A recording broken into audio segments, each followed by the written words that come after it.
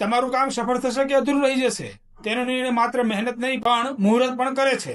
ઘણા લોકો પૂછે છે કે સારો સમય શું ખરેખર જીવન બદલી શકે? વૈદિક જ્યોતિષ કહે છે કે હા, જ્યોતિષના 6 મુખ્ય અંગોમાં મુહૂર્ત શાસ્ત્રનું વિશેષ સ્થાન છે।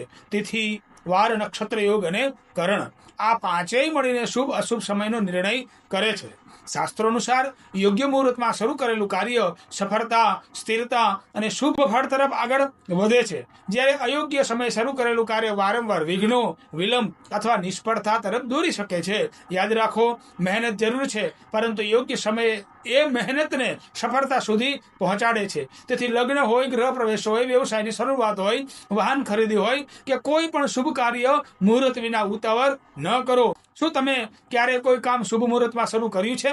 તમારો અનુભવ કોમેન્ટમાં જરૂર જણાવો। પોસ્ટ ગમી હોય તો લાઈક કરો, ભવિષ્ય માટે સેવ કરો, પરિવાર અને મિત્રો સાથે શેર કરો। આવી જ વૈદિક જ્યોતિષની માહિતીસભર પોસ્ટ માટે ફોલો કરો।